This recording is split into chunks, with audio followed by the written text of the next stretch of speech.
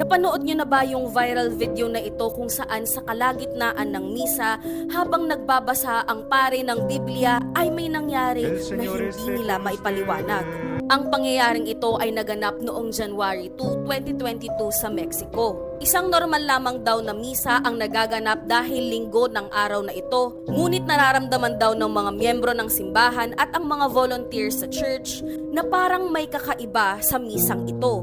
Dahil habang daw nagsasalita ang pari sa misa ay may sumasabay daw na boses. Habang binabasa ng pari ang Biblia ay nangyari nga ito. Y con tu espíritu.